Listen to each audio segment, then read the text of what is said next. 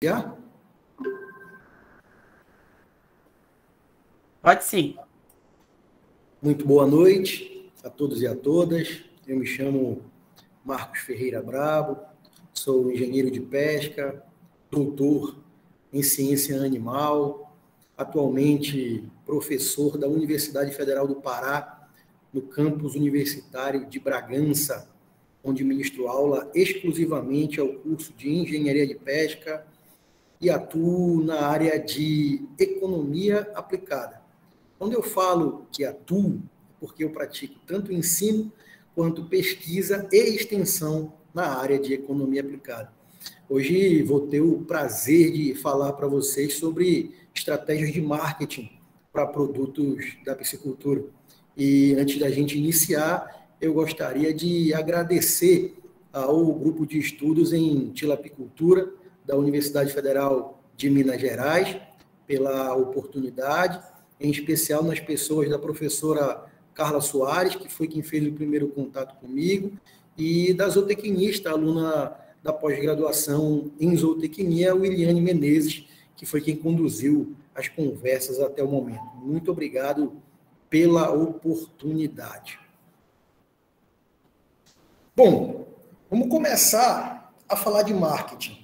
Mas para que isso aconteça, é necessário que a gente tenha muito claro, primeiro, o conceito, a definição de economia. Então, economia é a ciência que analisa a produção, a distribuição e o consumo de produtos, que podem ser bens ou serviços, pela sociedade. Tá? Por que eu fiz questão de começar falando da definição de economia para depois adentrar na definição de marketing? Porque a gente precisa ter ideia que a economia, ela também é conhecida como a ciência da escassez. Por que ela é conhecida como a ciência da escassez? Porque as necessidades humanas são ilimitadas e os fatores de produção são limitados. O que isso quer dizer, Bravo? E o que isso tem a ver com o marketing? Eu vou adentrar nesse momento na definição de marketing e você automaticamente vai conseguir fazer o link com a definição de economia que eu acabei de dar. Então, marketing é a ciência e a arte de explorar, criar e entregar valor. Olha o destaque na palavra valor. Para satisfazer as necessidades de um público-alvo com geração de lucro. Então, quando eu falei a definição de economia, eu disse que ela analisa a produção, a distribuição e o consumo de produtos, de bens e serviços pela sociedade. Esses produtos, eles têm por objetivo satisfazer as necessidades humanas, que eu também coloquei, que são ilimitadas. Por isso a economia é conhecida como a ciência da escassez. Brabo, e o que isso tem a ver com o marketing? O marketing trabalha para entregar valor através da satisfação dessas necessidades, discriminando, delimitando um determinado público-alvo. E aí o Philip Kotler, que é o pai do marketing, ainda adicionou o seguinte trecho à sua frase: com geração de lucro. Porém, tá? O marketing, ele não é só praticado por empresas que visam o lucro, né? Óbvio que a gente tem que ter claro que o objetivo de qualquer investidor é maximizar o lucro. Porém, organizações que não visam lucro também adotam estratégias de marketing, visando o quê? Engajamento e fortalecimento de uma marca ou de uma causa. A realização dessa palestra pelo Grupo de Estudos em Tilapicultura da Universidade Federal de Minas Gerais, ela tem esse objetivo também. Senão, não havia uma divulgação para que outros estudantes e profissionais de qualquer parte do Brasil e do mundo pudessem estar participando desse evento nesse momento. Então, aqueles que não visam lucro também adotam estratégias de marketing. E qual é a finalidade? Engajamento e fortalecimento de uma marca ou de uma causa. Nesse caso, eu apelei para duas questões aí relacionadas ao aspecto ambiental, né? Então, eu coloquei como exemplo o WWF e o Greenpeace, duas organizações não governamentais voltadas para a causa de cunho ambiental. Brabo, mas fala de marketing. Com uma imagem dessa aí, eu nem preciso mais falar de marketing. Imagine você em um shopping center, no 5º andar desse shopping center. Você se debruça no parapeito e olha para o térreo. E no térreo, você vê um adesivo imenso com um grande cachorro, um cão se coçando, literalmente, e as pessoas como se fossem pulgas e carrapatos. A fim de quê? A fim de chamar a atenção para um produto voltado para cães e gatos, obviamente um produto de uso veterinário, que combate pulgas e carrapatos. Então, uma interação excepcional com o cliente, com os consumidores, numa estratégia que a gente chama de marketing de guerrilha. Você sentado no banco de uma praça, um banco público, e quem passa e olha para esse banco pensa que é uma barra de chocolate. Nesse caso, um chocolate da Nestlé, o Kit Kat, né? Literalmente uma excelente interação também com o cliente, com o consumidor. Então, são exemplos que eu estou dando aqui de agregação de valor para que você possa satisfazer a necessidade de um determinado público-alvo, gerando lucro para alguém. Olha que espetacular. Olha como é marcante. Olha como é diferente de qualquer outro ventilador. Já pensou você passar na frente de uma loja e esse ventilador da Arno colocado ali sobre uma estrutura onde acima dele está escrito vento na potência máxima, e na rua, tá? No meio-fio ali, você visualiza um carro virado em função da potência desse ventilador? É um marketing muito bem sucedido por parte da Arno, né? Por parte do fabricante desse ventilador. No mesmo shopping em que você viu aquele produto direcionado ao combate de pulgas e carrapatos em cães e gatos, você resolveu descer lá do 5º andar. E ao descer, você se deparou com essa ação de marketing da National Geographic, tá? Em que você, ao descer da escada rolante, está caindo aí na boca de um jacaré ou de um crocodilo. Eu não sou especialista aí em identificar esses répteis, mas a estratégia de marketing ela foi muito feliz, sem dúvida nenhuma, e marca a experiência do cliente, marca a experiência do consumidor. Além de ser extremamente criativo por parte do publicitário, por parte de quem pensou a campanha, obviamente você consegue atingir o objetivo, que é chamar a atenção do cliente. Mais uma vez, a National Geographic. Nesse caso aí, é um ônibus, tá? Um ônibus que com a porta fechada tem a boca de um tubarão fechada e ao pedestre subir, ao passageiro subir nesse ônibus, a porta se abre e a porta se abre exatamente no ponto onde fica a boca do tubarão. Mais uma experiência inesquecível. E eu não estou mostrando aí absolutamente nada de outro mundo, absolutamente nada que exija um investimento financeiro elevado. Isso aí é muita criatividade, literalmente. Mas eu disse a vocês que organizações não governamentais, principalmente, também, né, utilizam de estratégias de marketing com a função de quê? Com a função de fortalecer uma marca, de aumentar o engajamento sobre uma marca ou sobre uma causa. Nesse caso aí, a causa é o aquecimento global. Então, em uma determinada revista, tá? o que foi que o Greenpeace fez? Com o aquecimento global, 40% das espécies entrariam em extinção até 2050.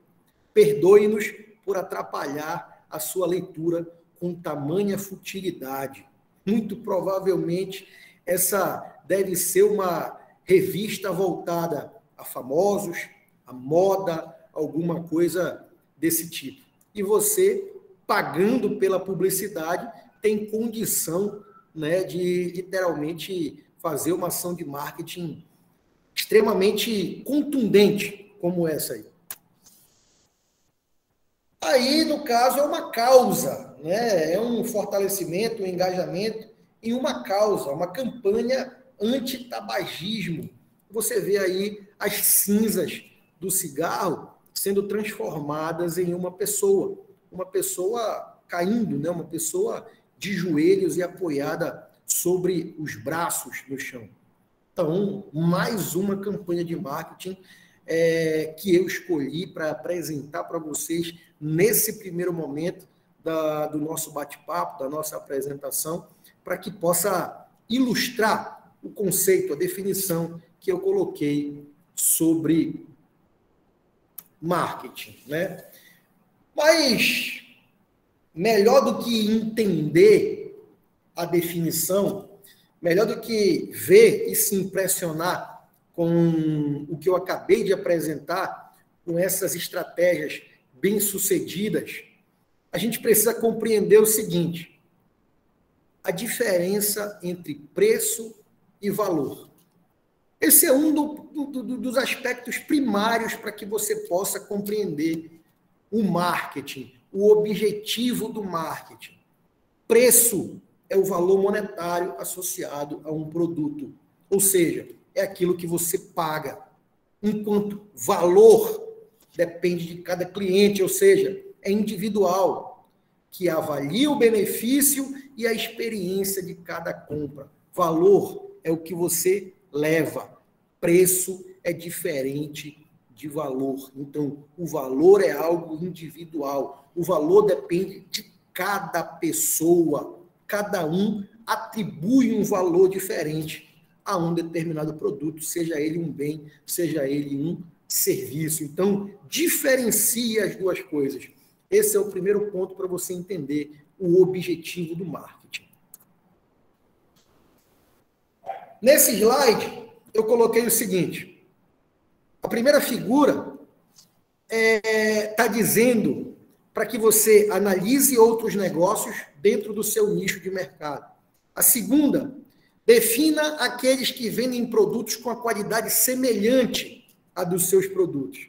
E a terceira, coloca o preço mais ou menos igual, ou um pouco abaixo, ou um pouco acima. Isso não é o suficiente. Por quê? Porque eu não estou vendendo valor. Eu estou preocupado com o preço, né? E como foi que eu estabeleci esse preço? Como foi que eu fiz a precificação do meu bem ou do meu serviço que está à venda, que está para ser comercializado? A partir dos meus concorrentes. Eu olhei qual é o concorrente que vende um produto similar ao meu, um produto substituto ao meu, e eu vou colocar um preço um pouquinho acima ou um pouquinho abaixo, dependendo do critério que eu estou adotando aí para dizer se o meu produto é melhor ou é pior do que o dele. E eu coloquei bem grande lá embaixo, ó, não é suficiente, tá? Não é suficiente. Precificar a partir de uma experiência dos concorrentes e do seu custo de produção não é suficiente. E está aqui um exemplo, ó. Primeiro, eu estou apresentando o café, né, na forma de commodity, ou seja, na forma de produto de baixo valor agregado, e aí o custo por xícara, ele saía a 2 centavos. Dessa commodity foi elaborado um produto, e daí, a partir desse produto, ó, o custo da xícara ele saía R$1. E se essa xícara ela fosse comercializada em um estabelecimento? Um estabelecimento aconchegante, onde você tivesse uma mesa, onde você tivesse uma cadeira confortável, onde as condições higiênico-sanitárias fossem adequadas, onde você fosse atendido por alguém, onde você se sentisse seguro. Esse serviço elevaria o valor dessa xícara para R$3. A Starbucks, tá, é uma franquia que comercializa café. É a franquia que comercializa café de maior porte no planeta. E a xícara lá custa R$10. Que não é nem uma xícara, né? É um copo, na verdade. Brabuí, como é que ela consegue fazer isso? Os estabelecimentos são climatizados, extremamente confortáveis, você tem Wi-Fi disponível, você tem revistaria dentro desses estabelecimentos e a experiência conferida ao cliente permite que você possa agregar valor a esse produto. É por isso que a xícara mais do que triplicou de preço em relação ao estabelecimento comercial, vamos dizer assim, aquele mais simplório. Bom, isso aqui é um exemplo de uma pesquisa para saber se os seus clientes eles são fiéis. O objetivo do marketing, trocando em miúdos, simplificando, nada mais é do que você conquistar e fidelizar o seu cliente. Então, o objetivo não é vender um bem ou serviço uma vez só.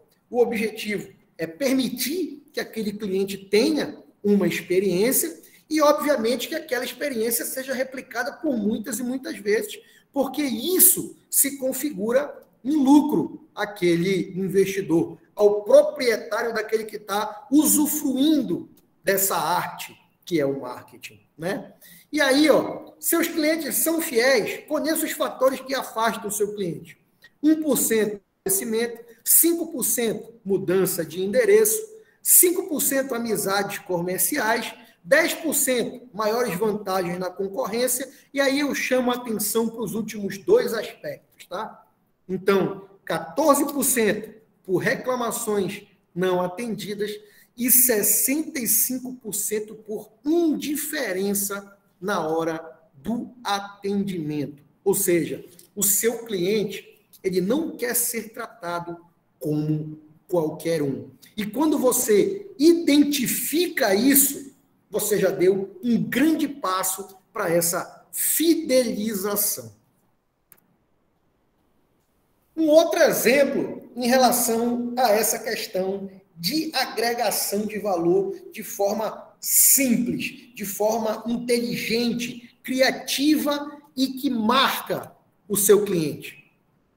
A commodity, o cacau, que é a matéria-prima do chocolate, a commodity custava R$1, o produto, no caso o chocolate, R$3, e aí você estava na cidade de Gramado, onde tem um festival de cinema famosíssimo, tá? E lá, nesse festival de cinema em Gramado, é conferida uma estatueta, da mesma forma que o Oscar, aos melhores filmes, melhores atores, melhores coadjuvantes. Então, onde é que eu quero chegar?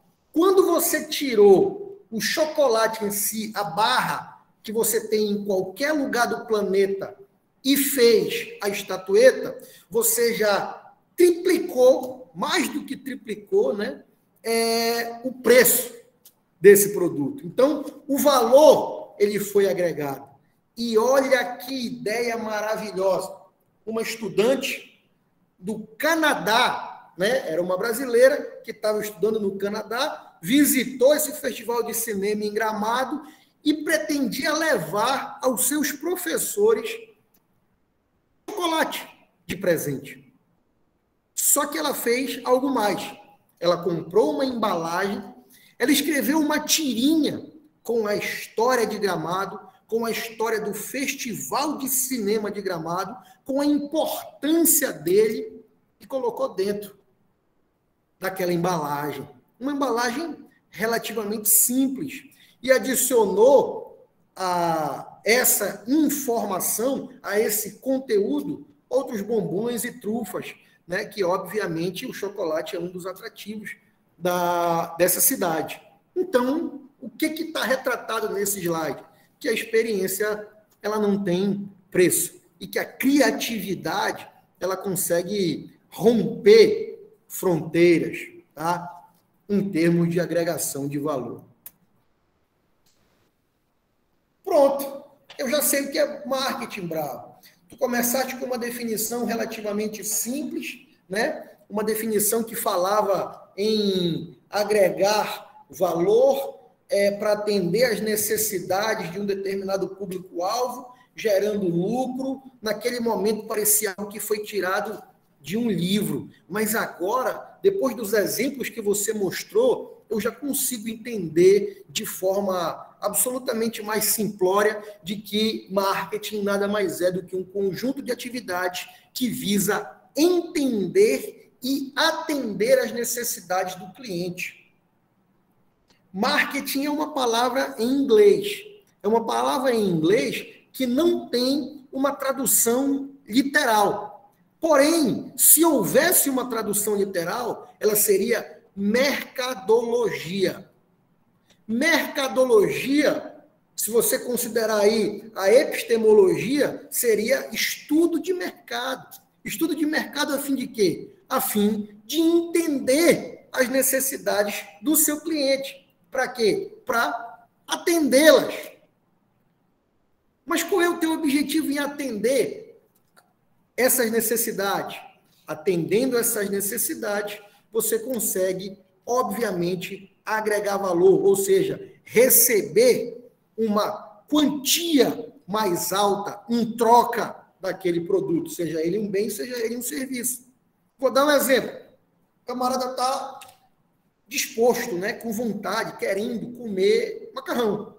Ele pode muito bem ir a um supermercado e comprar um macarrão instantâneo, desse que eu coloquei aqui na apresentação para citar como exemplo. Ou ele pode ir a um restaurante comer um macarrão preparado por um chefe. Quais são as variáveis que influenciam nisso? Várias variáveis. Na sua cabeça, eu sei que já vem logo poder aquisitivo. Para alguns, poder aquisitivo não é o problema. Porém, eles estão buscando o quê? Uma experiência diferenciada. E, atenção, não basta vender uma vez. É necessário que essa experiência seja replicada. É necessário fidelizar esse cliente.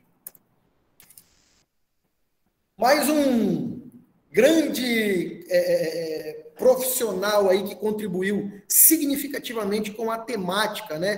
Peter Drucker, o pai da administração moderna. O que ele deixou para a gente de mensagem? A meta do marketing é conhecer e entender o cliente tão bem que o produto se molde a ele e se venda sozinho. Então, quando é que surgiu essa questão do marketing, do conceito de marketing? Desde as primeiras trocas na humanidade. Desde as primeiras trocas. Quando se pensava lá atrás em trocar algo, obviamente que você buscava ferramentas, artifícios de valorizar aquilo que era seu, para que você pudesse, obviamente, obter vantagens nessa troca. Só que isso se aguçou a partir de quando? A partir da Revolução Industrial. Porém, naquele momento, no século passado, no século XX, né, quando essa Revolução Industrial ela se intensificou, ela começou lá no 19, a pedida era outra. A forma de raciocínio das empresas era outra. Eu produzo e eu enalteço o meu produto para que ele seja vendido. Hoje, não. Hoje, eu penso de forma inversa. Hoje, eu penso, o que é que o meu cliente precisa? Qual é a demanda dele? A partir da demanda dele, eu vou e produzo. Ou seja, o mercado, a concorrência, ela é tão grande, a competitividade é tão grande o número de produtos concorrentes ou substitutos é tão significativo que você precisa literalmente conhecer o seu público-alvo, conhecer a sua audiência, para que você possa moldar o bem ou serviço que você está comercializando a ele. Mais uma vez, a mensagem do Peter Drucker. A meta do marketing é conhecer e entender o cliente tão bem que o produto se molde a ele e se venda sozinho. As pessoas não compram apenas o que precisam. Diariamente, tá? Nós somos bombardeados com ações publicitárias, com propaganda. Você sai de casa e dá de cara com um outdoor. Você liga o rádio do carro, você tem uma propaganda na rádio. Se você abre o seu computador e entra na internet, você tem várias propagandas dizendo para você, compre, compre, compre, compre, compre, mesmo que você não precise. Isso estimula um comportamento que a gente chama de consumismo. Então, as pessoas não compram apenas o que precisam. É importante você ter isso na cabeça. E é algo que eu já falei aqui no nosso bate-papo, na nossa apresentação de hoje. O preço não representa um fator limitante para algumas delas, né? Então, você, na condição de empresa, na condição de fornecedor, de vendedor, precisa conhecer quem é o seu cliente em potencial, onde ele mora, onde ele trabalha, qual é o seu sexo, a sua idade, a classe social, o nível de escolaridade, quais são os seus valores, qual é o seu estilo de vida, a sua personalidade. O seu cliente procura conteúdo. Quanto mais você conhecer o seu cliente, maior são as suas chances de ser bem sucedido. Mais uma mensagem do Philip Kotler, aquele que eu apresentei a primeira definição de marketing. Não é por isso que ele é o pai do marketing, né? O marketing consiste em colocar o produto certo, no lugar certo, ao preço certo, no momento certo. Então, produto certo, lugar certo, preço certo e momento certo. Isso gerou, tá? O que a gente chama de mix de marketing, tá? Mix de marketing. E o que é isso, Bravo? São os 4 P's. Produto, preço, praça e promoção. Os 4 P's do marketing, a partir daquela fala do Philip Kotler. Hoje, nem se fala mais em 4 P's, se fala em 8 P's. Porém, os outros 4 vão ficar para uma outra oportunidade. O que eu posso dizer a vocês é que os outros 4 P's são aplicados principalmente a serviços. E os 4 primeiros, produto, preço, praça e promoção, você consegue aplicar com facilidade tanto a bens quanto a serviços, ou seja, a qualquer produto. No nosso caso, o pescado. Bom, olha o produto aí. Ó. O pescado é a proteína animal mais consumida no planeta. A gente está falando de uma produção mundial de pescado na casa de 185 milhões de toneladas. A gente está falando em um mercado que movimenta, considerando exclusivamente o preço de primeira comercialização, 400 bilhões de dólares. E esse termo genérico pescado, ele representa peixes, crustáceos, moluscos, anfíbios, répteis, equinodermos e algas, utilizados no atendimento das necessidades humanas, em especial a alimentação. Qual é hoje o consumo per capita de pescado no planeta? Segundo a Organização das Nações Unidas, no ano de 2018, esse consumo era de 20,5 quilos por habitante ano, tá? Então, o consumo per capita de pescado no planeta, 20,5 quilos por habitante ano. Brabo, e no Brasil? O Brasil produz 1,3 milhão de toneladas de pescado. A gente estima que desse total, 700 mil toneladas seja oriunda do extrativismo, ou seja, da pesca, e 600 mil toneladas aproximadamente sejam advindas da aquicultura, né? Brabo, mas por que tu está falando isso? Para você ter um parâmetro de comparação. Ó, o mundo produz, tá, 185 milhões de toneladas, o Brasil produz 1,3 milhão. A nossa produção é significativa? Nós somos grandes produtores de pescado? Não.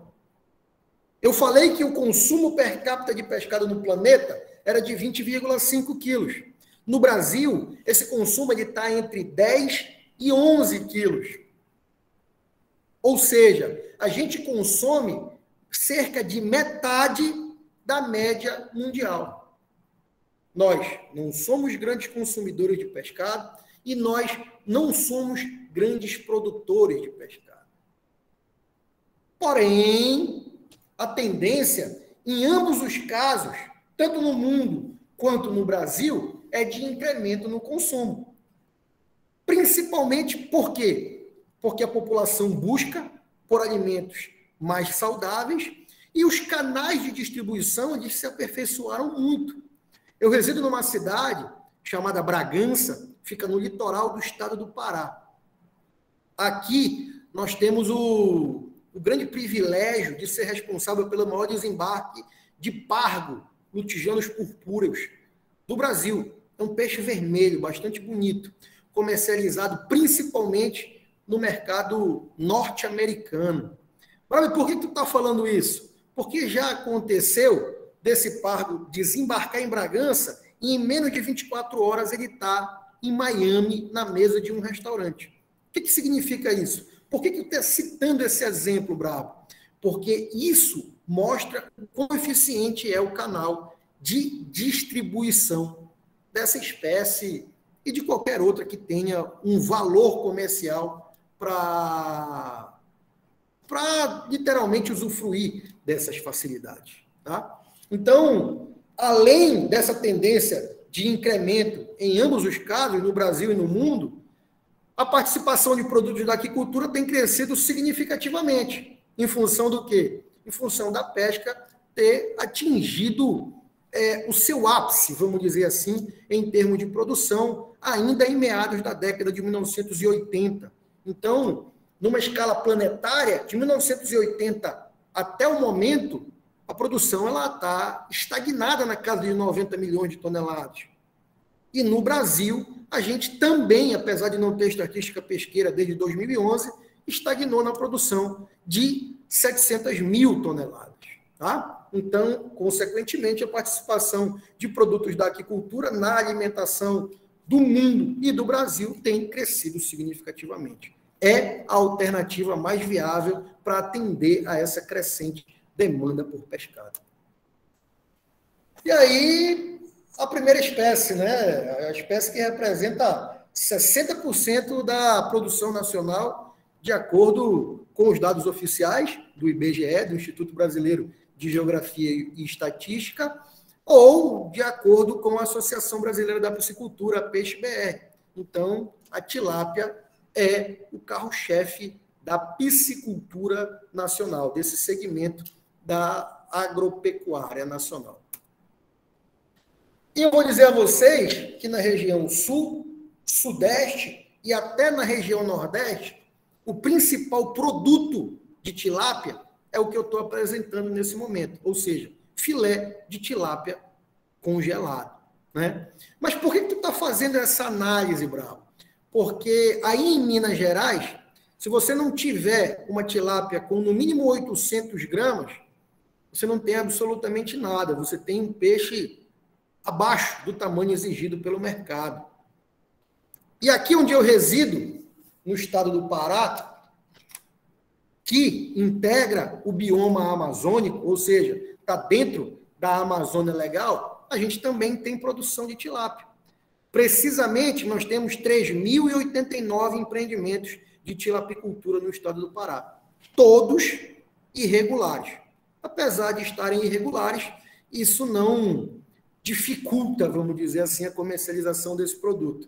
E você quer uma particularidade do mercado paraense que eu estou apresentando para vocês, uma particularidade em relação às demais regiões brasileiras. Aqui, no estado do Pará, vende-se tilápia de 200 gramas. 200 gramas. Então, nos supermercados, tem filé de tilápia, Bra? Tem, sem dúvida nenhuma. Mas aqui a gente também tem mercado para o peixe inteiro fresco de 200 gramas. Esse peixe vai ser comercializado principalmente frito. Ele é meramente eviscerado e tem as suas brânquias retiradas, tá? E é literalmente frito, inclusive com cabeça. Essa é a apresentação dessa tilápia de 200 gramas aqui. Para no que diz respeito aos peixes redondos, aí eu posso citar para vocês o tambaqui, a pirapitinga, e aí eu preciso dizer o nome dele para vocês, né? Pode não ser tão familiar quanto a tilápia. Nesse caso, o tambaqui é uma espécie só, é o Colossoma macropomum. A pirapitinga, também é conhecida aqui como caranha, é o Piaractus brachypomus. E aí a gente tem dois híbridos que também têm uma produção significativa. O tambacu, que é o híbrido da fêmea do tambaqui com o macho do pacu Piaractus mesopotâmicos. E nós temos a tambatinga, que tem uma produção mais significativa do que a do tambacu, tá? Nesse caso, é a fêmea do tambaqui com o macho da pirapitinga Piaractus brachypomus. Para onde é que tu queres chegar? Como é que esse peixe é comercializado na Amazônia como um todo? A gente tem preferência aqui, literalmente, pelo peixe inteiro fresco, ou seja, aquele que foi conservado só em gelo.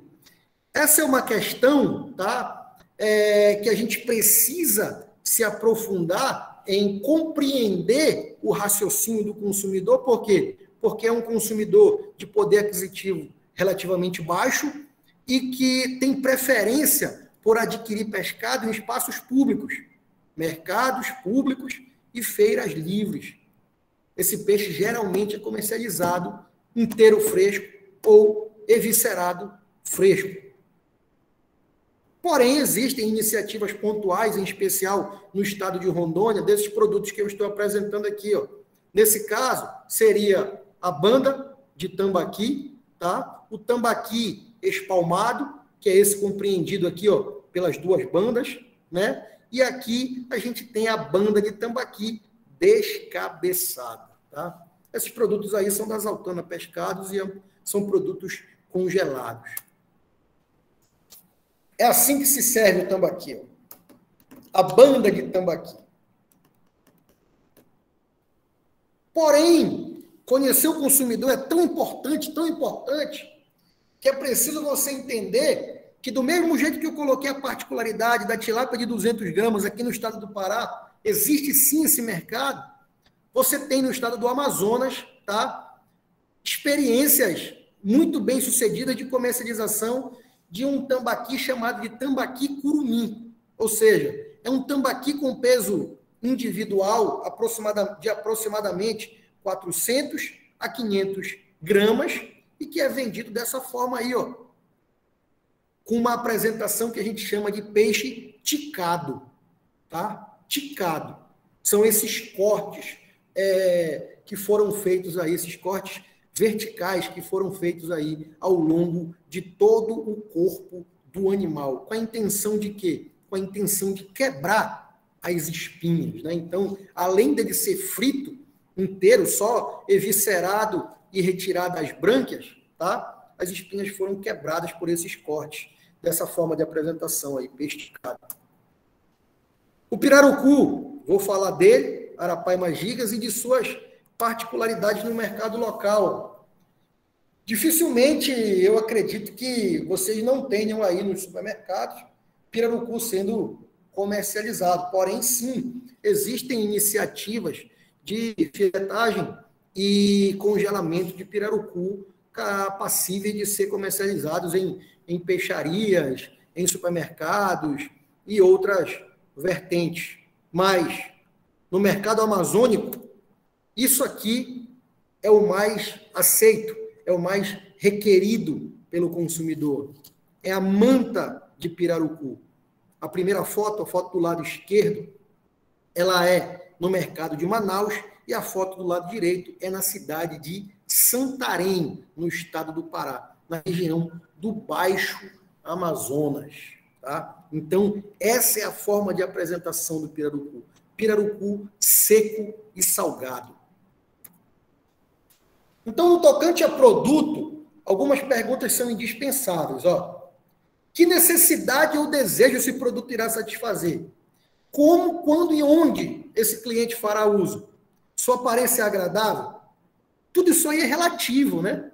Tudo isso aí é relativo. Presta atenção, porque é isso que permite a agregação de valor.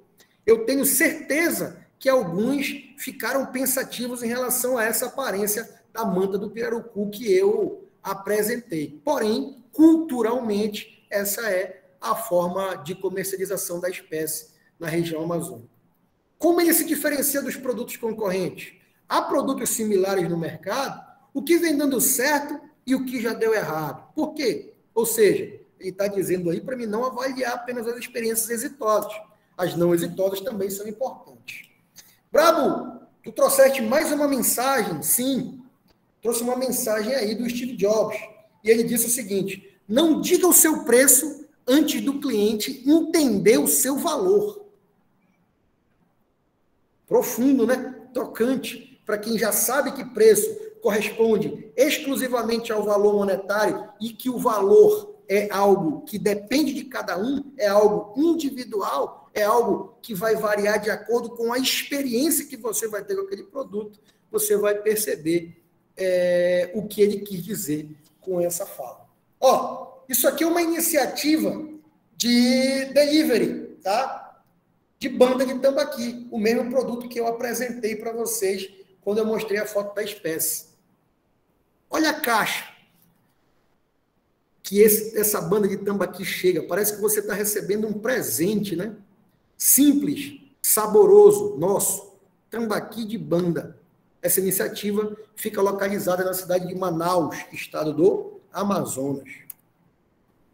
E esse aqui, ó, é o cardápio dessa iniciativa aí, ó, do tambaqui de banda, né?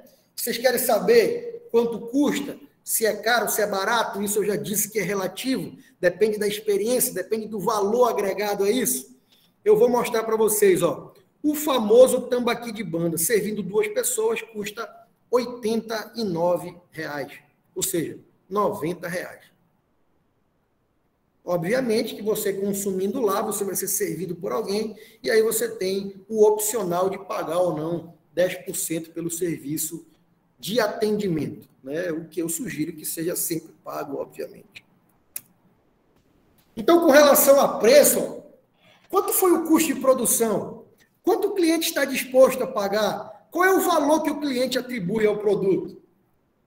Vou dar um exemplo para vocês. O custo de produção do tambaqui hoje no estado do Pará, em média, está na casa de R$ 8,00. Então, o preço de primeira comercialização é de R$ 10,00. Aquele tambaqui, ele tem por volta de 2 quilos a 3 quilos. Vamos botar 2,5 quilos, né? Então, se tivesse 3 quilos de tambaqui ali, só o tambaqui ali custaria, no máximo, né, R$ 30,00. Tá? Só o tambaqui. Ele está sendo vendido a 90. Ninguém vai sentar lá no tambaqui de banda para calcular qual é a margem de comercialização do proprietário. O que você quer é sentar de frente para o teatro lá do estado do Amazonas e apreciar um peixe genuinamente amazônico num restaurante temático, inclusive no cardápio. Isso é gerar experiência. Isso é agregar valor. A percepção de barato ou caro depende do contexto e da necessidade do consumidor, né? Então, dentre as informações que você precisa desse cliente, obviamente que o poder aquisitivo é uma das principais. Aqui, ó, o nosso terceiro P, praça. O primeiro foi produto, o segundo foi preço e o terceiro é praça. O último vai ser a promoção. Praça é o local onde o produto será disponibilizado aos clientes, ou seja, como ele é inserido no mercado. Então, isso, tá, é o mais real na região amazônica. Ó. Esse é o mercado do ver-o-peso. É o mercado responsável pelo maior desembarque de pescado do Brasil, tá? Literalmente, do Brasil. Aí a gente tem espécies tanto de origem marinha quanto de origem dulcícola, produtos tanto da pesca quanto produtos da aquicultura. O estado do Amazonas, ele apresenta o maior consumo per capita de pescado do Brasil, tá bom? O estado do Pará apresenta o segundo maior consumo per capita. Porém, o maior desembarque, ele está na cidade de Belém. E esse é o maior mercado de pescado da cidade. O mercado do ver-o-peso. Aqui, ó, um outro canal de comercialização em uma outra realidade. Esse é o mercado municipal de Florianópolis, em Santa Catarina, né? Aqui o cliente não tem contato com o pescado, apenas contato visual. Ele não pode usar o tato, ele não pode usar o olfato. É um mercado de peixe que não tem cheiro de peixe. É um mercado limpo. É um mercado modelo, na minha opinião. Aqui é o que a gente encontra em supermercados e peixarias em qualquer parte do país, seja da região sul, região norte, essa realidade pode ser vivenciada, né? Mas é uma realidade voltada para produtos congelados. Então, você tem que ter em mente o seguinte, tá? Brabo, tu falaste em agregar valor, mas eu vou estar agregando valor para quem? Para o piscicultor, para o distribuidor, para o comerciante atacadista, para o comerciante varejista. É preciso que você considere a definição, o conceito de cadeia produtiva, que representa um conjunto de etapas sequenciais para concepção, distribuição e comercialização de um dado produto, que pode ser um bem ou um serviço. Cada etapa dessa, cada elo dessa, tem relações comerciais com o próximo. Então, isso deve ser considerado no momento em que você vai pensar as estratégias de marketing. E daqui a pouquinho vou mostrar o que eu penso para a estratégia da piscicultura, né? Aqui, ó, é o marketing digital, algo que, com o advento da pandemia, com o isolamento social, com o incremento das compras por delivery, né, ganhou muito espaço. Hoje você vê isso aí com muita frequência, de forma rotineira nas redes sociais, tá? Esse aí é a Seafood Sampa. Vende iguarias aí que cai o queixo de qualquer um. Último P, promoção. É a forma de promover o produto para que o cliente possa ser conquistado e fidelizado. Ou seja, é a comunicação com o cliente. Mais uma mensagem de Bill Gates. Seus clientes mais insatisfeitos são sua melhor fonte de aprendizado. É preciso ter maturidade para identificar isso. E, novamente, o pai do marketing, o Philip Kotler. A melhor publicidade é feita por clientes satisfeitos. Ou seja, o boca a boca ou as redes sociais de clientes satisfeitos são sua melhor publicidade. Tá? E os insatisfeitos são fonte de aprendizado, fonte de informação daquilo que precisa ser melhorado naquela experiência que você está proporcionando. Tá? O preço é esquecido, a qualidade não. Você pode direcionar as estratégias para diferentes faixas etárias também, né? Pode, sem dúvida nenhuma.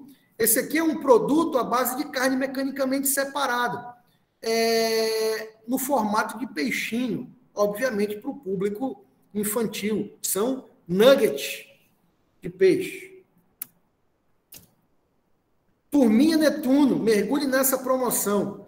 Compre 3 produtos da promoção e ganhe um Netuninho. Mais uma iniciativa de marketing voltada ao público infantil. Brabo, mas a questão do sexo também é importante, né, na definição da estratégia de marketing a ser adotada? Sem dúvida nenhuma. Gomes da Costa disse para a gente o seguinte, ó, Um alimento que cai tão bem em você quanto um vestido novo, ou seja, direcionado para mulheres, né?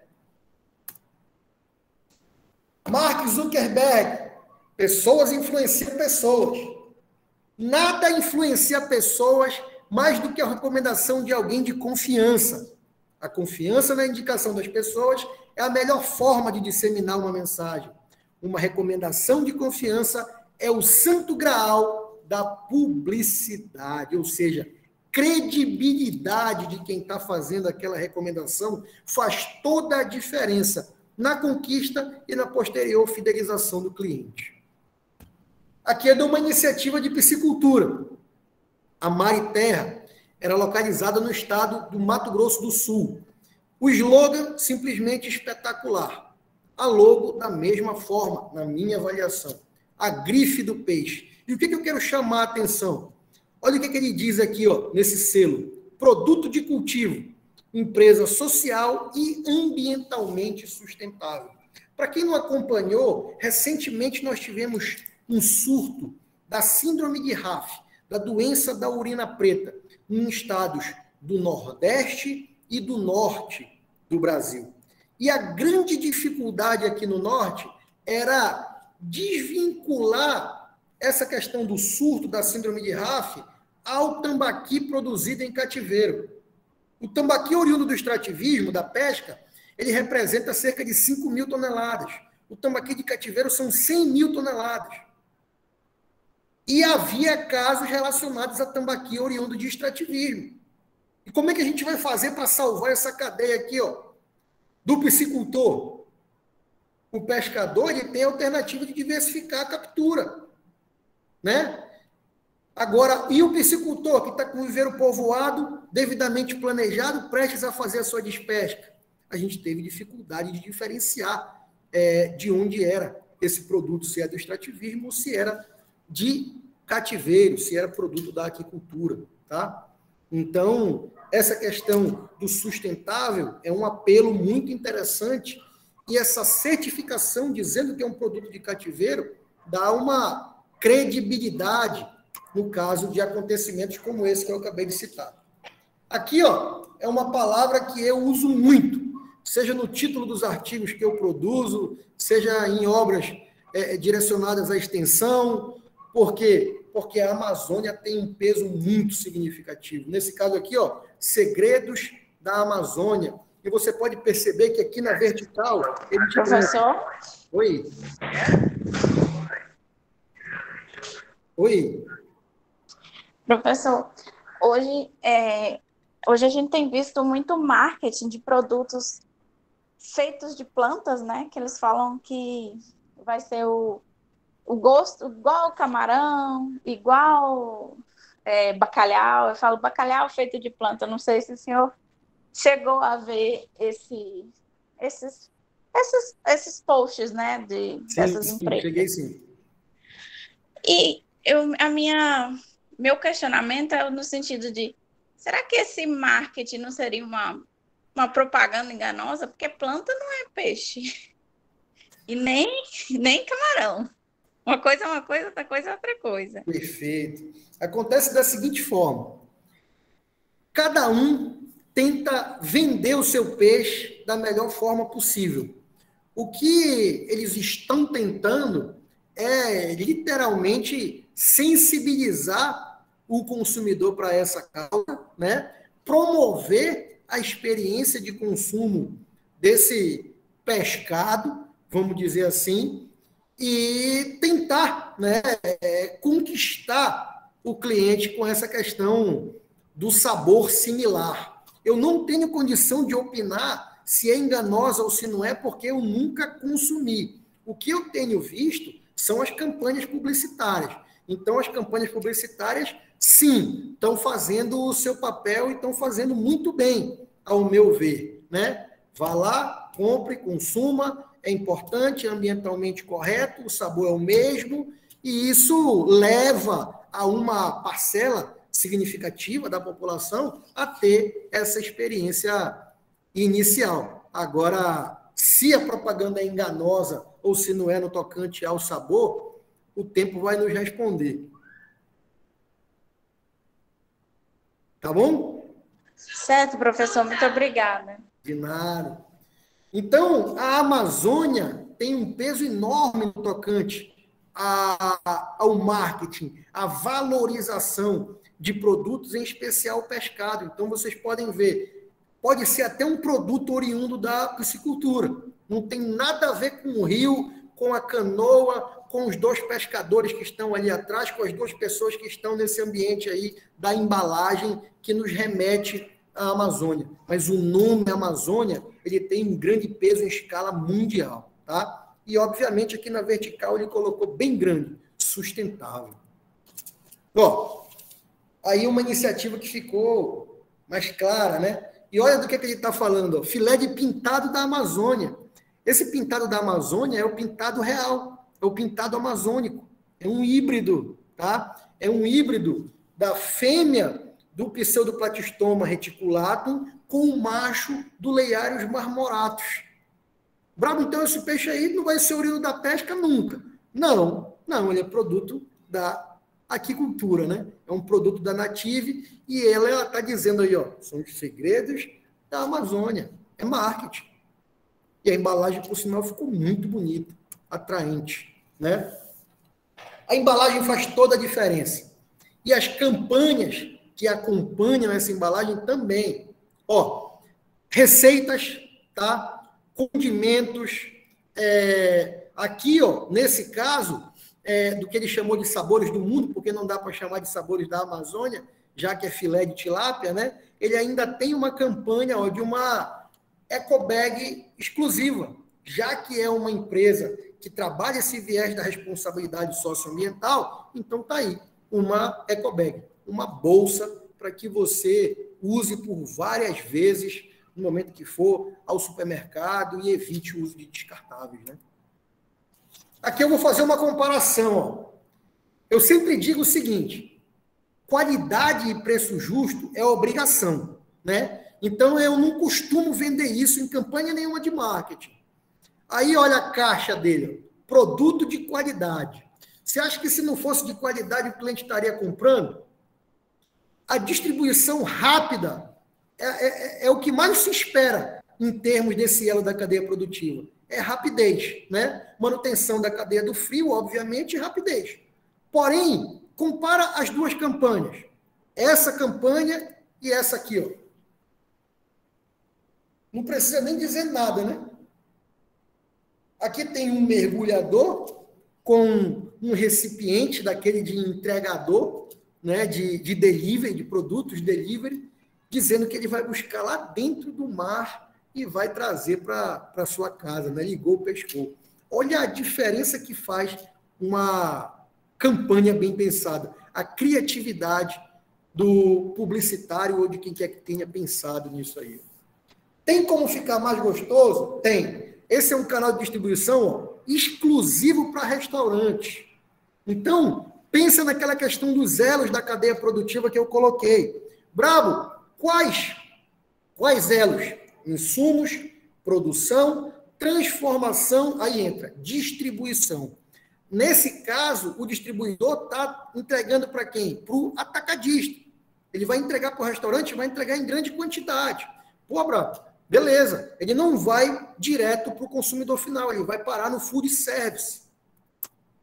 Mas eu fiz essa questão dos restaurantes por uma ideia que eu vi da Camanor simplesmente espetacular. Ela coloca mensalmente em suas redes sociais essa campanha aí, ó, chefe do mês, com produtos Camanor. Então, não tem forma melhor de você prestigiar, de você destacar um chefe de cozinha, um proprietário de um restaurante que adota os produtos da sua empresa. Excelente iniciativa. Bom, Brabo, e no tocante à piscicultura, o que você vê como oportunidade, vamos dizer assim? No caso do fornecimento de insumos, ó, o produtor ou o vendedor de alevinos deve aproveitar ao máximo a oportunidade de uma visita do cliente, assim como o fabricante da ração, né? Eu vejo aquisição de alevino acontecendo e o cliente só vai lá, vê a embalagem, fecha o saco plástico ou abastece o transfiche, a caixa de transporte e vai embora. Ele não conhece o empreendimento, ele não conhece o manejo do empreendimento. Mas ele está com pressa, mas é importante você, na condição de produtor, na condição de vendedor, de distribuidor de alevino, apresente o seu diferencial para ele em nível de propriedade, de organização, de manejo adequado, assim como o fabricante da ração. Na oportunidade de uma visita, caso haja essa oportunidade, permita o acesso à área onde ocorre a fabricação de ração, a qualidade dos ingredientes que são utilizados, a automação do processo, para ele entender que aquela ração artesanal feita em nível de propriedade não atende o que a ração industrial consegue promover. O serviço de entrega e o pós-venda são diferenciais a serem explorados, bem como a possibilidade de fornecer assistência técnica. Mais uma vez eu ratifico, qualidade e preço justo são obrigações. Brabo, onde é que tu queres chegar? Está aqui, ó, um produtor de alevinos. Vendeu agora 20 milheiros para a Williane. A propriedade da Williane pratica exclusivamente a engorda.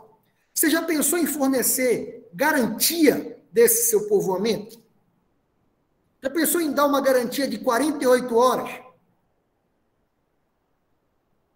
Já pensou em aferir ou em contribuir para a preparação desse viveiro e aferir os parâmetros físico-químicos de qualidade de água dele, para que você possa dizer assim, realmente aqui a taxa de mortalidade, ela não vai ser significativa. Se ela passar de tanto por cento, eu reponho. É cliente satisfeito. Quando eu falo com relação a essa questão da assistência técnica, já pensou o vendedor de ração que tem um representante da marca com um analisador multiparâmetro em mãos e chega lá no viveiro e já coloca esse analisador multiparâmetro e já dá esses parâmetros para o produtor, independente da escala de produção dele? O quão satisfeito, o quão seria importante essa experiência para o produtor? Então, no tocante aos fornecedores de insumos, alevinos e ração, o que é muito importante? O pós-venda. O que é muito importante também? O fornecimento de garantias. Outra coisa muito importante, fundamental, eu diria, é criar uma afetividade quando você permite que a sua propriedade seja visitada e você apresente essa propriedade, ou que o responsável técnico, ou que o tratador apresente essa propriedade como se fosse um guia turístico mesmo.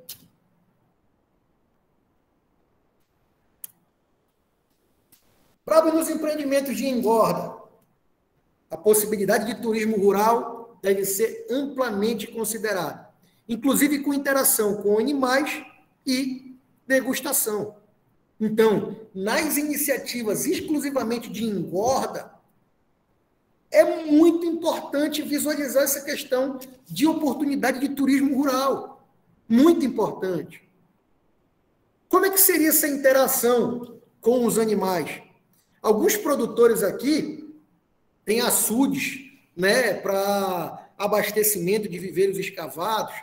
Você pode pensar na possibilidade de ter estruturas, tanques-rede, onde você tenha animais ali confinados, só para esse momento da interação com os animais, para permitir uma foto, né? Para que ele possa alimentar esses animais. Então, essa interação, esse enriquecimento ambiental com a participação de um possível cliente também é muito importante, independente da escala de produção e da escala de venda que você esteja com perspectiva de fazer. Um outro aspecto fundamental, e eu acabei de fazer isso, são certificações e indicações geográficas. Eu acabei de entregar uma minuta de decreto municipal para o município de Paragominas. Esse município, ele conta com 30% da produção da piscicultura no estado do Pará. é uma certificação chamada Piscicultura com Boas Práticas. E é justamente diferenciar o produto do extrativismo que essa certificação procura, tem por objetivo, tem por intuito. Por quê, Bravo? Pelo problema que a gente teve recentemente com a doença da urina preta. Tá? E na venda direta, o apelo da sustentabilidade em relação à pesca pode ser um diferencial. Né? Então, é indiscutível a capacidade da aquicultura de ser perene, né? De perdurar ao longo do tempo. E a pesca? A pesca é uma atividade do extrativismo. Não existe uma pesca que não seja predatória. Você está predando, ela não pode ser depredatória. Porém, para que ela não seja, é necessário medidas de ordenamento, com a devida fiscalização, coisa que a gente sabe foge à nossa realidade, infelizmente. Aqui eu vou apresentar uma experiência que eu tive o prazer de ter lá em Manaus, né? Isso custa R$20, pessoal. Esse peixe aqui é o pirarucu, arapaima gigas. Ele pode alcançar 3 metros de comprimento e pesar até 200 quilos. Ele é o maior peixe de escamas da bacia amazônica, tá? E olha aí, ó. Braba, ela está pescando pirarucu com um caniço? Não. Vocês podem ver um sorriso no rosto do turista. Vocês podem ver uma foto sendo tirada pela acompanhante dela. E aqui, ó, a gente tem um lambari, né? Vocês conhecem como lambari, a gente conhece como piaba, tá? Mas é um peixe aqui, provavelmente do gênero Astyanax, tá? E essa piaba aqui está servindo de alimento para quem? Para esse pirarucu. Você pode ver que não tem anzol, não tem absolutamente nada. Ele se alimenta por sucção, né? Ele suga esse animal, leva e o fio fica aí, ó. Isso aí custa R$20. O animal não sofreu, ninguém matou o animal, ninguém vai consumir a carne dele nesse momento, e você acabou de vender aí um valor superior a 1 quilo de pirarucu, que custa, em média, R$15 nas propriedades aqui no estado do Pará. No mais, prezados, eu quero dizer a vocês que boa parte do que eu apresentei nesse nosso bate-papo, ele veio dessa cartilha, desse produto de extensão, chamado Marketing Aplicado ao Pescado, né? Vender o peixe também demanda estratégia, de minha autoria e da autoria de um grande amigo, o professor Marcos Antônio Souza dos Santos, que é um engenheiro agrônomo que trabalha na Universidade Federal Rural da Amazônia. Na economia aplicada, é o meu principal parceiro de trabalho. E essa cartilha, esse produto de extensão, ele está disponível para download aí no site da Federação Nacional dos Engenheiros de Pesca do Brasil, faep.eng.br, tá? Eu lancei essa cartilha no ano de 2020, então eu distribuí ela em PDF e o colega que atualmente está na presidência da federação pediu para disponibilizar no site e eu deixei lá hospedado. Quero agradecer demais pela oportunidade e pela atenção dispensada, dizer que, para mim, fico lisonjeado em poder ministrar uma palestra nesse grupo de estudo em tilapicultura da Escola de Veterinária da Universidade Federal de Minas Gerais, que eu tenho como uma grande referência, tá, na atividade. Tive a oportunidade de conhecer a infraestrutura aí do curso de aquicultura no ano de 2015, né? Fiquei aí bastante impressionado com os laboratórios, a qualidade dos docentes é algo indiscutível, e eu parabenizo também aqueles alunos que saem aí de todos os cantos do Brasil em busca de qualidade na UFMG. Vocês literalmente estão fazendo a opção correta. Muito obrigado mais uma vez. Muito obrigado, professor Marcos. A gente que agradece, você trouxe muito conhecimento com a sua palestra. E eu vou abrir para as perguntas. A Jéssica está com a mão levantada, mas você já tinha feito a pergunta, né, Jéssica? O próximo da lista é o Denis. Denis, se você quiser abrir seu microfone, pode ficar à vontade. Ô, Bravo, primeiro, boa noite, obrigado pela palestra, obrigado pela sua motivação, sua determinação em modificar esse mercado. Você está me ouvindo bem? Estou ouvindo, sim. Eu vejo muita motivação. Eu conheço bem Belém, conheço bem o Norte. Eu sou da UFMG, faço aquacultura, terceiro período. Sou formado em farmácia e bioquímica na UFMG também. E eu acho que um dos grandes variáveis assim, do que eu percebi da sua palestra, você deu muita ênfase à publicidade do peixe. O marketing em si, eu acho que é o que nós temos que nos voltar, nós temos que formar uma população que queira consumir peixe. No Norte é muito comum você querer uma pescada amarela, em compensação você não quer a branca, você quer um filhote, você quer tambaqui, não quer tambacu. Os gostos vão se montando. Nós temos no Sudeste a tilápia. É um peixe fácil de produção, fácil de consumo, mas de custo altíssimo. O meio quilo de tilápia hoje está custando meio quilo de carne boa, de carne de primeira. Então, o Sudeste, que é a grande população de consumo, vai preferir comprar um contrafilé, um miolo de alcatra, a comprar ou faz uma variação muito rara de consumo de tilápia. Nós precisamos formar um mercado marketing do consumo de peixe no Brasil. A publicidade para vender para o Norte é tranquilo, porque você já tem de experiência e cultura o consumo da pesca. Mas se você pegar Rondônia, por exemplo, onde o gado cresceu de forma avantajada, já modificou o hábito. O pessoal de Rondônia já não consome mais tanto peixe quanto consumia há uma década atrás, porque o gado está lá e a carne está barata. Não é o caso do Pará ainda, não é o caso do Amazonas. Eu particularmente, fico voltado aqui na UFMG para a nossa turma, especialmente essa turma de terceiro período, que eu ponho uma fé absurda na nossa turma. Eu acho que é uma das melhores turmas que eu já participei, foi um pessoal extremamente motivado.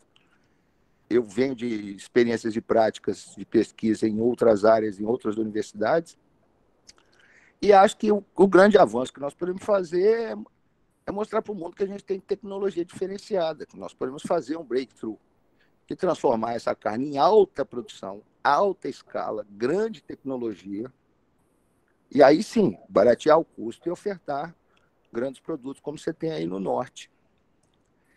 Aí eu queria que você desse uma leitura entre marketing, a publicidade e a natureza cultural. Perfeito, perfeito.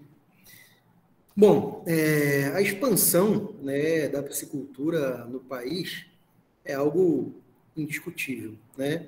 Esse incremento produtivo é provado pelos números aí, tanto da estatística oficial quanto da Associação Brasileira da Piscicultura. Porém, o que é indiscutível também é a ineficiência das nossas políticas públicas ainda, né? E aí eu toco na esfera federal, principalmente da cessão de águas públicas de domínio da União para fins de aquicultura, né? E nas linhas de crédito rural, no acesso às linhas de crédito rural, principalmente.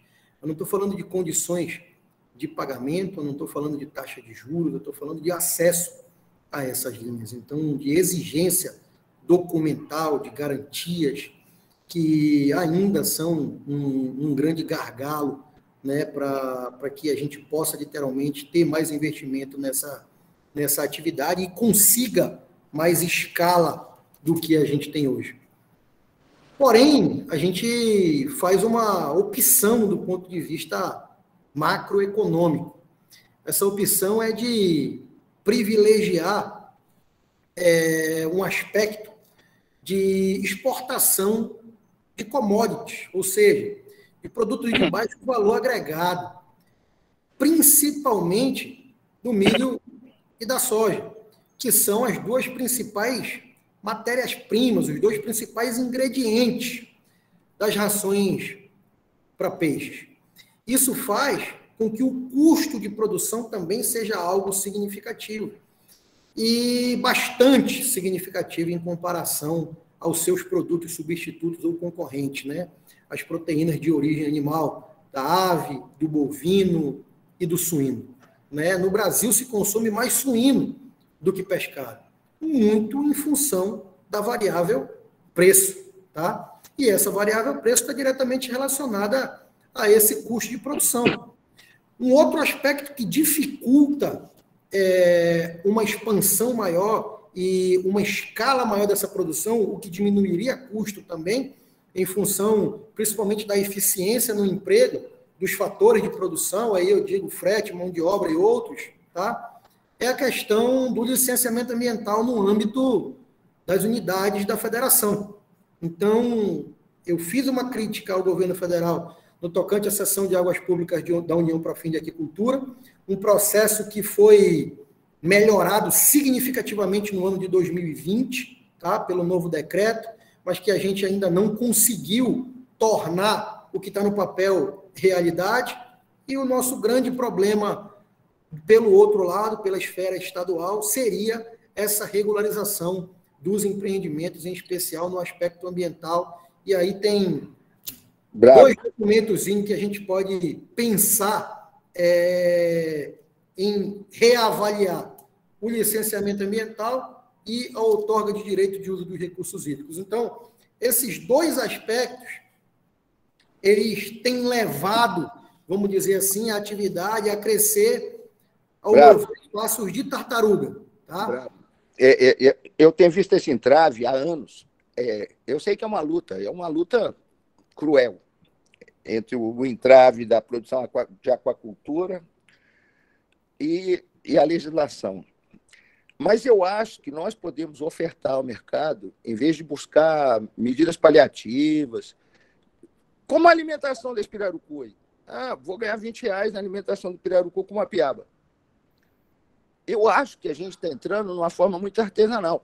Nós deveríamos pensar no Brasil pela capacidade hídrica que nós temos, pela capacidade climática que nós temos, pela capacidade de proteína de peixe e pela capacidade tecnológica em escala de novidades e de avanços tecnológicos que nem a China, nem a Índia conseguem. E isso é possível. Nós precisamos aumentar e muito a linha de pesquisa. De pesquisa e de ponta. Não é a briga com o governo que vai... Só que quem pensa isso não é um produtor de forma isolada.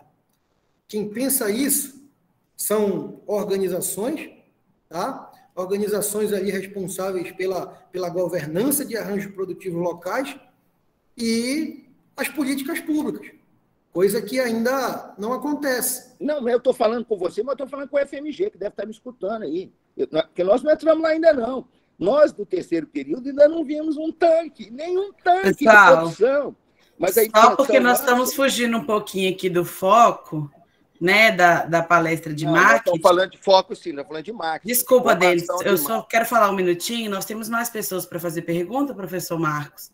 Aí, se eu finalizar a resposta do Denis, eu tenho aqui o Tiago e o Bruno na fila para perguntar, tá bom? Certo. Obrigada. Então, quando eu falei em políticas públicas e tratei da questão de regularização, tratei de macroeconomia, de custo Brasil, literalmente, perpassa pelo que o Denis acabou de dizer também, de pesquisas, de um volume maior delas, de um direcionamento maior dessas pesquisas ao setor produtivo, o que eu acho extremamente importante. Porém, não é a realidade atual, né? Não é a realidade atual. Quantos editais, por exemplo, eu tenho direcionados para desenvolvimento dessa tecnologia aí que o Denis está requerendo? Para que a gente possa, nesse aspecto, superar os maiores produtores mundiais, como ele citou, a China, por exemplo. Né? Então, eu não vejo esse edital com esse objetivo e nem vejo essa visão num curto prazo por parte do governo brasileiro e nem de nenhum estado brasileiro. A experiência mais exitosa que a gente pode citar nesse aspecto aí ocorre no estado do Paraná, né, com a organização das cooperativas e o trabalho integrado dos estabelecimentos processadores com os produtores, onde esses estabelecimentos processadores fornecem os insumos, formas jovens e ração, e adquirem essa tilápia para filetagem, e isso tornou o estado do Paraná o maior produtor do Brasil. Né? Então, sim, tem jeito, mas esse jeito, a solução ainda está distante da nossa realidade, infelizmente, Denis. Mas é só a minha opinião. Não, mas sua opinião importa. Eu te agradeço pelas respostas, professor. Deixa o pessoal perguntar para você um pouco. Muito obrigado. Obrigado pelo seu carinho. Próximo da lista, Tiago Jorge. Pode abrir o microfone, fica à vontade aí, fazer sua pergunta. Professor Marcos, parabéns aí, brilhante palestra. É muito bom ver uma pessoa falar com tanta qualidade assim de um assunto tão importante, né? Professor, a minha pergunta é o seguinte: sempre a gente ouve dizer que a primeira ou uma das primeiras etapas para se pensar em iniciar um negócio é a análise de mercado, né? E aí hoje o senhor traz que uma análise tão aprofundada, né, de quase adivinhar o que vai se moldar esse cliente. E aí, professor, a minha dúvida é o seguinte: apesar da gente escutar isso muito, como que na prática o senhor poderia nos aconselhar aí, pensando em dois produtores, um pequeno produtor que não tem condições, né, de investir muito em pesquisas para avaliar mercado, e um grande produtor. Então, nesses dois segmentos, como o senhor aconselharia a como e onde buscar essa informação inicial, antes de iniciar o empreendimento, para que esse produtor possa ter o maior sucesso, né, de achar esse produto que vai se moldar esse mercado? Perfeito. Bom, em primeiro lugar, o grande benefício do grande produtor é a economia de escala, né? É, obviamente, a eficiência na utilização dos fatores de produção. Essa economia de escala, trocando em miúdos, é justamente o seguinte: o custo de produção unitário de você produzir 100 toneladas é menor do que o custo de produção unitário de você produzir 5 toneladas. Tá bom? Então, os grandes produtores, eles tendem a ser mais competitivos em função desse menor custo de produção unitário, obviamente, além da maior capacidade de investimento, além do maior lastro, vamos dizer assim, financeiro. Tá? Então, no planejamento do empreendimento, é fundamental que você comece por um estudo de mercado. A definição da espécie é um estudo de mercado. A definição do peso de abate é um estudo de mercado. A quantificação do escalonamento de produção e a frequência desse escalonamento também diz respeito a uma variável que vem de um estudo de mercado. Então, é fundamental que você faça isso antes de implantar qualquer empreendimento. Sem conhecer o mercado, sem ter perspectivas de plano A, de plano B, de plano C, para escoamento dessa produção, eu não incentivo ninguém a investir no negócio que seja. Não é só em piscicultura, não. Todo investimento demanda um plano de negócio. Todo investimento demanda por um documento norteador dessas tomadas de decisão, que no caso da piscicultura eu acabei de citar. A espécie em questão, o peso de abate, a frequência de oferta no mercado, a quantidade em que essa produção vai ser escalonada de acordo com essa frequência. E isso, obviamente, é muito mais fácil para o grande produtor, para quem detém, vamos dizer assim, um recurso financeiro maior, né? E no caso das pequenas iniciativas? No caso das pequenas iniciativas, só existe uma solução para a sustentabilidade, tá? Uma solução é a organização social eficiente. Então, pequenas iniciativas que não contam com uma organização social eficiente, e aí eu estou falando de cooperativas, tá? Que podem surgir de iniciativas de associativismo, mas que vão culminar em cooperativas, porque associações não comercializam produtos, quem comercializa são as cooperativas. Se você não tem um empreendimento desse, organizado desta forma, inevitavelmente a sua competitividade é baixa. Ou seja, se você é um pequeno produtor que compra ração no varejo, que compra formas jovens em pequena escala, e você não está organizado, infelizmente, o seu futuro não tende a ser promissor, tá? Não tende a ser promissor. Salvo raras exceções e algum estalo que esse produtor tenha para uma comercialização no mercado local, uma supervalorização em termos de preço, mas, de maneira geral, pequenas iniciativas desprovidas de uma organização social por trás, que traga a você uma assistência técnica sistemática, que traga a você uma aquisição coletiva de insumos, seja forma jovem ou seja ação, que traga a você uma possibilidade de comercialização coletiva, inclusive para mercados institucionais, a exemplo da Companhia Nacional de Abastecimento, a CONAB, a exemplo do mercado da merenda escolar, seja dos municípios ou seja dos estados, ela, independente de planejamento, está fadada ao fracasso. A palavrinha-chave para o pequeno é organização social. E a palavrinha-chave para o grande é um plano de negócio bem feito e que lhe permita traçar diferentes cenários pessimistas, otimistas, realistas da atividade e que você possa tomar as melhores decisões baseadas nesse documento. Consegui contemplar a tua resposta, Jorge? Professor, mais ou menos, o que era o foco maior da minha pergunta, entendi, né? Isso complementou a pergunta, assim, sem dúvida, mas onde, entende?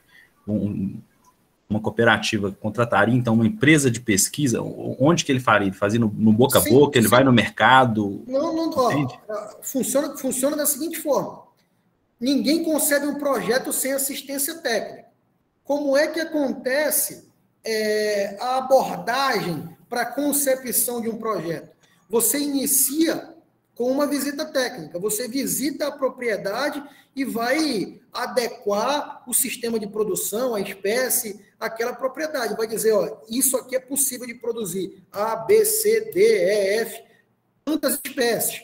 No sistema de produção, 1, 2, 3, 4, 5, vários sistemas de produção. Qual é a melhor opção? A melhor opção, quem vai me dizer é o mercado. Então, o responsável pela concepção desse plano de negócio, ele também é o responsável de fazer um estudo de mercado. Esse estudo de mercado, ele contempla não só uma prospecção de clientes, mas uma prospecção dos concorrentes e dos fornecedores de insumos. Então, sim, é responsabilidade de quem elabora um plano de negócio prospectar os possíveis canais de distribuição, independente da escala de produção. Perfeito. Obrigado, professor. De nada, Thiago. Bruno, você está com a mão levantada. Se quiser também fazer sua pergunta, pode ficar à vontade. Boa noite, professor. Boa noite, Bruno. Eu sou o Bruno, eu sou aluno aqui da UFMG, de pós-graduação, e a minha pergunta está direcionada na questão da comercialização desses híbridos. Né? Você colocou um exemplo aí do pintado real.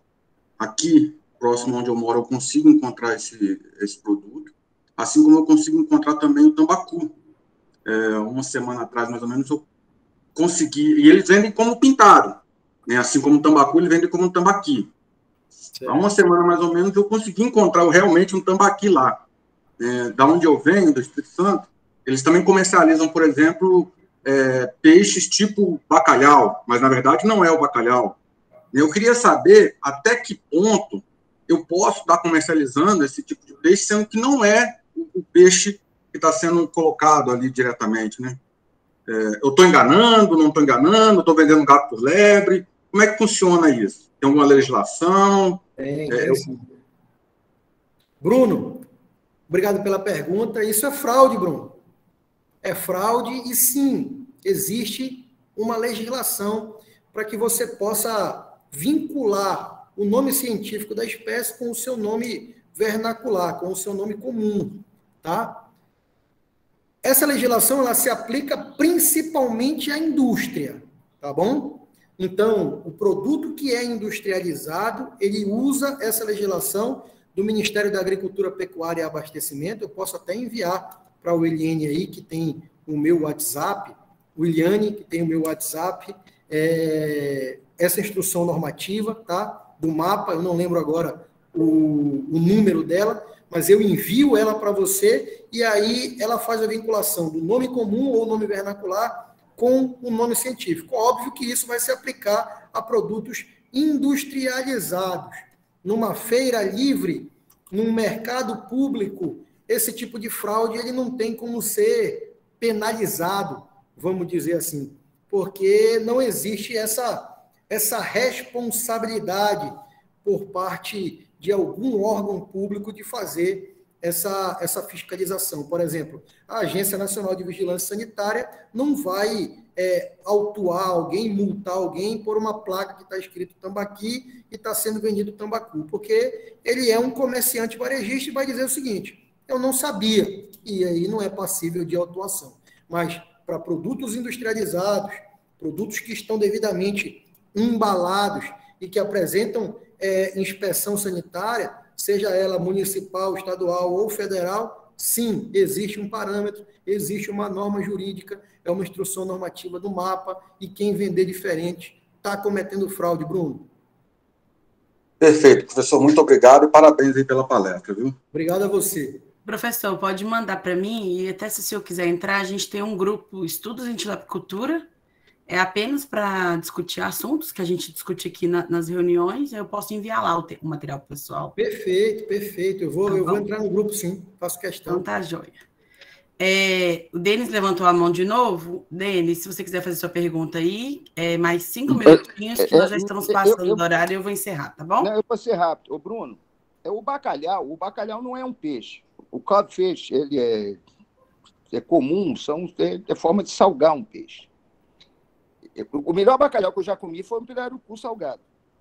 Ele é muito melhor do que o bacalhau da Noruega. Eu não sei se o Marcos Subrabo concorda com isso. Para mim, o melhor bacalhau assado que eu já comi foi um pirarucu assado. Então, se isso responde parte da sua dúvida, é para você entender isso. O bacalhau não é peixe. Não existe o peixe bacalhau.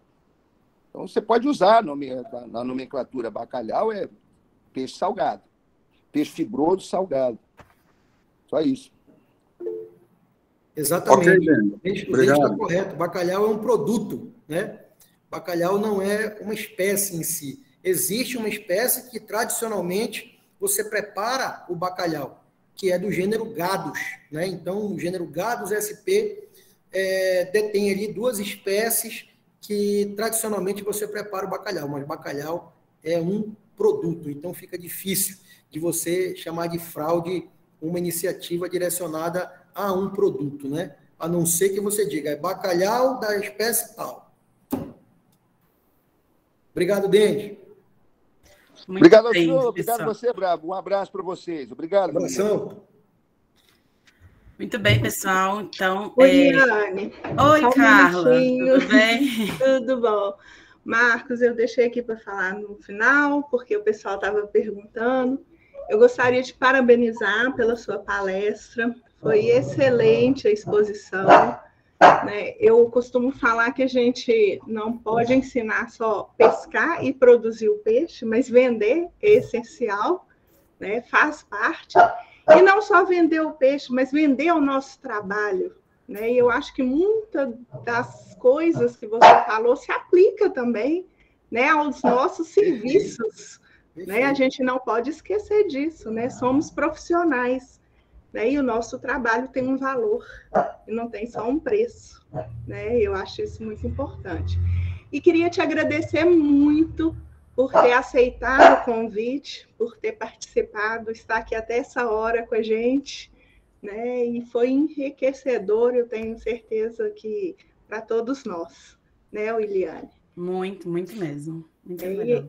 E aí ela vai te enviar o contato para participar do grupo, né? E perfeito, será um prazer. Né? Professora Carla, quem agradece sou eu. Né? Quem agradece sou eu, porque, como eu disse ao final da palestra, eu tive a oportunidade de conhecer a Escola de Veterinária aí da UFMG, né? Participei da condição de banca examinadora de um concurso público aí na época envolvia economia e extensão rural. Né? Tive aí um grande amigo que me recebeu, o professor Galileu Veras, que trabalha com ranicultura. Então, me apresentou a estrutura toda, me apresentou a grande maioria dos docentes que trabalham na área, e quando me foi feito o convite, quando você entrou em contato, eu nem pensei duas vezes em aceitar. Fico lisonjeado pela oportunidade. Muito obrigado mais uma vez. Eu tive contato com o material, né, que você apresentou no final, por meio do André. O André foi meu colega de turma, né, e ele está aí no Pará hoje.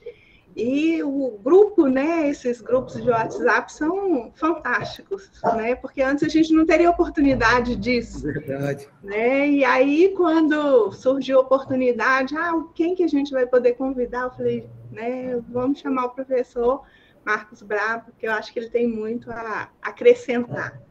E espero que sempre que a gente precisar, e eu também me coloco à disposição, né? Se precisar de qualquer coisa, estamos aqui, só fazer um contato. Sem dúvida, muito obrigado mais uma vez. Professor Marcos, se o senhor ainda tiver tempo, tem só mais uma perguntinha aqui no chat. Tem sim. O engenheiro de pesca rádio web não tem nome, não sei quem é. O selo verde pode ser considerado uma estratégia de marketing para ajudar os pequenos produtores? Quem fez essa pergunta aí foi o Marcos Silva. Marcos Silva é discente da Universidade Federal do Recôncavo da Bahia, e ele é aí vamos dizer assim, o capitão, né? Quem capitania a Engepesc Web Rádio, né? Eu diria a vocês que é o aluno da engenharia de pesca mais bem relacionado no Brasil, uma figura emblemática do nosso curso, alguém que eu tenho extremo respeito e consideração, porque você não alcança esse estágio na condição de aluno de graduação à toa, né? Então, ele promoveu aí, por meio dessa rádio web, diversas lives ao longo da pandemia, ações de valorização de produtos de pesquisa, de produtos de extensão de colegas da engenharia de pesca. Então, ele é uma referência hoje dentro do meio discente na engenharia de pesca. Eu tenho certeza que em breve na condição de profissional. Então, o selo verde, sim, pode ser considerado, sim, uma estratégia de marketing, né? Qualquer tipo de certificação, como eu coloquei na apresentação, ou indicação geográfica. Por exemplo, a gente está tendo anualmente várias iniciativas de propagação do tambaqui pelo país, né? Essas iniciativas elas estão ocorrendo em um evento chamado de Tambaqui da Amazônia. Ele iniciou no estado de Rondônia, expandiu para várias cidades lá, e atualmente ele ocorre numa esfera nacional. Ele já aconteceu até em Brasília, né? Então, o Brasil precisa, sim, conhecer o tambaqui, provar o tambaqui, porque ele é muito saboroso, né? Mas, infelizmente, ainda não tem a popularidade devida, coisa que essa ação de marketing tem propiciado. E essa questão das certificações e da indicação geográfica, elas são, assim, a grande oportunidade, ao meu ver, da gente chamar a atenção daquele público que busca por conteúdo, né? Então, esse apelo da sustentabilidade é muito importante, esse apelo de responsabilidade social também é muito importante, e é algo que já vem intrínseco, né, a essas certificações e indicações geográficas. Então, a resposta dele, sem dúvida nenhuma, é sim. Um selo verde pode ser considerado uma estratégia de marketing. Acabei de fazer essa minuta, deve estar sendo assinada pelo prefeito aqui da Prefeitura Municipal de Paragominas, no estado do Pará, ao longo dessa semana, e da próxima oportunidade eu conto para vocês como foi que ficou a experiência dessa certificação. Mas a intenção é colocar nos locais de comercialização, seja supermercados ou peixarias, aqui tem peixe oriundo do programa Piscicultura com Boas Práticas. Muito obrigada, professor. Depois do senhor ver no chat, temos muitos elogios, todo mundo muito satisfeito. E com isso, eu também agradeço em nome do nosso grupo de estudos. Vou te mandar o convite do grupo do WhatsApp pela nossa conversa lá. Se você tiver interesse em participar, lá a gente pode discutir, render bem mais essas conversas lá, sobre tudo que a gente abordou aqui hoje. E gostaria de convidar a todos, que amanhã nós temos outra reunião do grupo de estudo. E por hoje, então, é isso. Muito obrigada a todos pela